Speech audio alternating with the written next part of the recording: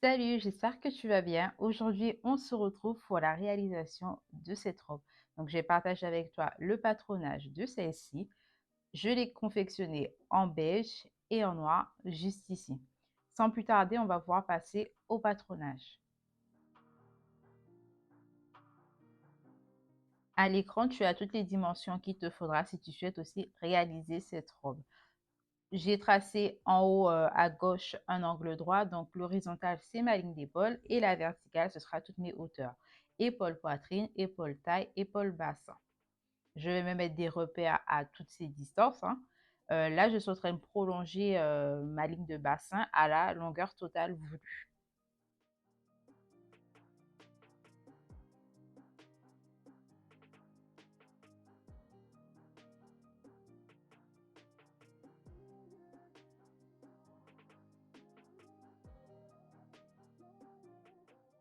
Une fois que c'est fait, je vais passer sur la toute première horizontale, pardon, là où il y a marqué épaule. Donc, ce sera à ma carrure d'eau divisée par 2 que je vais mettre ici. Ensuite, je vais descendre de ce repère de 3 cm.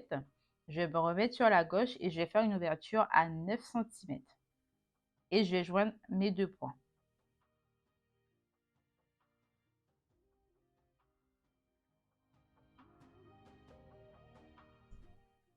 Sur ma ligne de poitrine, je vais mettre mon tour de poitrine divisé par 4. Sur ma ligne de taille, je vais mettre mon tour de taille divisé par 4.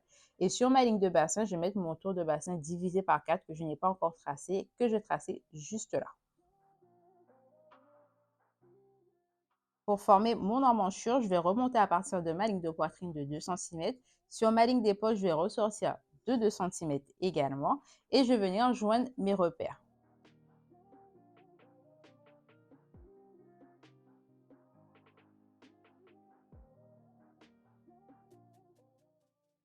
Après avoir fermé l'emmanchure, je vais joindre les autres points.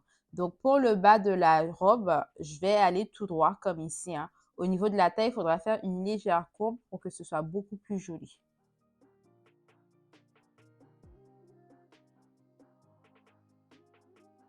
En haut à gauche pour former mon encolure. Donc, je vais descendre à 14 cm. Ici, c'est toi qui vois si tu veux descendre plus bas ou pas.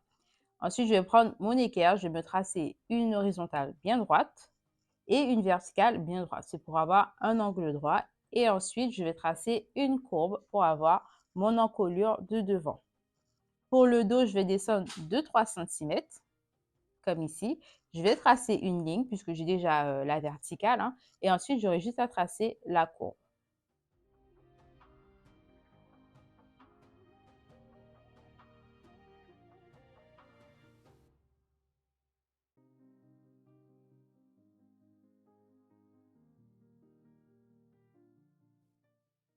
Je vais couper mon patron. Donc là, je vais vraiment le couper sur l'encolure dos. Ici, je plie mon papier puisque j'ai assez de papier encore pour le faire. Donc, je plie mon papier comme ici et je vais couper vraiment au niveau de l'encolure de dos. À partir de ma ligne de poitrine, je vais commencer à me mettre des repères tous les 2 cm pour avoir mes fronces. Ici, c'est toi qui détermines où tu veux le début de tes fronces et la fin. Donc, je vais mettre à partir de la ligne de poitrine jusqu'à ma ligne de bassin. Tu verras tout à l'heure, je n'ai pas découpé toutes mes lignes puisque je trouvais que ça faisait un peu trop. Donc, j'ai fait une ligne sur deux. Ensuite, je vais couper au plus près de ma ligne de côté. Si ça touche, ce n'est pas grave. Donc, si tu découpes, c'est pas grave, hein, puisqu'on va coller notre patron par-dessus une autre feuille.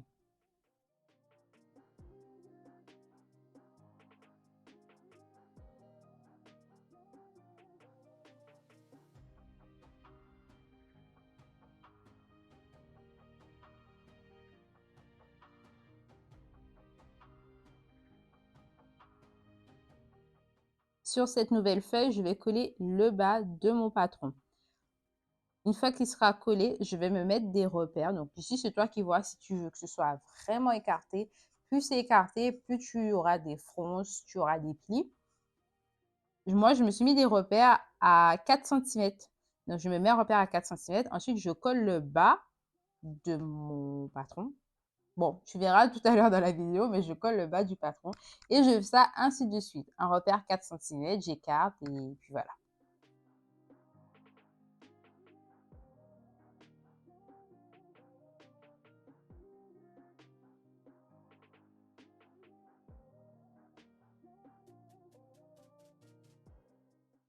Petite parenthèse, je tenais à tous vous remercier pour la vidéo de vendredi, la vidéo collaboration avec d'autres copines youtubeuses couturières, bien sûr.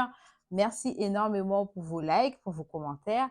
J'espère de tout cœur que vous êtes allés faire un tour sur la chaîne des copines. N'hésitez pas à aller regarder la vidéo que je vous mettrai dans le i ou dans le premier commentaire au barre d'information. Si tu n'as pas vu la vidéo de vendredi, pour aller la voir. N'hésite pas aussi à me mettre un petit commentaire si tu apprécies cette vidéo ou bien voilà, si ce que tu vois là t'apprécie. N'hésite pas à me dire dans les commentaires, à t'abonner si tu n'es pas encore abonné. Quoi d'autre? Qu'est-ce que je peux te demander d'autre? Pourquoi pas ne pas exiger aussi? Puisque je vous vois regarder les vidéos et ne pas vous abonner. Franchement, ça coûte pas grand-chose, hein. Juste un petit like, un abonnement, un peu de fidélité aussi, pourquoi pas, si le contenu, il te plaît. Petite session publicité terminée, on va pouvoir repasser au tutoriel. J'ai rajouté 1,5 cm de valeur de couture sur le devant, mais ici, c'est en fonction de la taille de ton élastique que tu rajoutes ta valeur de couture. Pour l'épaule, j'ai rajouté 1 cm, l'encolure 1 cm et le côté aussi 1 cm. Après avoir fait ceci, le résultat, il est là. Mon patron dos est à couper au pli et le devant 2 fois. Alors, ici, je te montre le tissu que j'ai utilisé pour confectionner mes deux jupes, hein. C'est juste le coloris qui change. J'ai utilisé un beige et un noir. Comme tu peux voir, il est extensible. Donc, je me suis aidée de cette extensibilité. J'ai vraiment fait à mes dimensions sans rien enlever pour voir ce que ça donnait. Et vu que j'aimais bien le résultat, ben, écoute, j'ai laissé comme ça.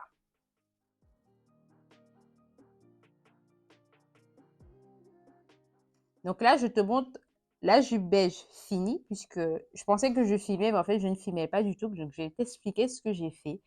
Si tu as besoin de plus de détails, n'hésite pas à me dire dans les commentaires. Je me ferai un plaisir de te répondre.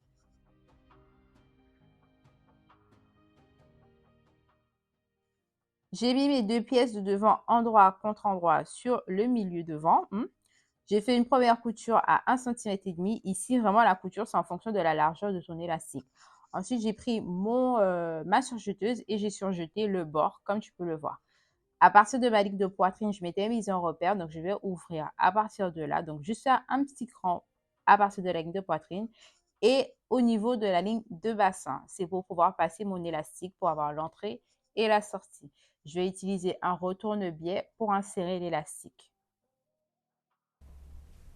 Une fois que l'extrémité de l'élastique est sortie au niveau de la ligne de bassin, je vais tirer l'autre extrémité pour former les fronces. Plus tu tires, plus les fronces seront serrées. Si tu laisses du jeu, ben, ce sera beaucoup moins serré. Ici, je te montre la pièce que j'ai utilisée, c'est le retourne-biais, l'élastique. Une fois que les fronces me conviennent, ben écoute, je vais passer à la couture et couper l'excédent d'élastique. J'ai tout simplement réutilisé la surjeteuse. J'ai assemblé mes pièces dos et devant endroit contre endroit. Je suis passée à la surjeteuse. J'ai utilisé ma valeur de couture pour faire un double ourlet au niveau du col, de l'emmanchure et du bas de la jupe. J'ai fait un double ourlet de 1 cm. Après toutes ces coutures, la robe, elle est terminée. Si le tutoriel t'a plu, n'hésite pas à me dire dans les commentaires, à t'abonner si tu n'es pas encore abonné. Et on se retrouve très bientôt pour un prochain tutoriel.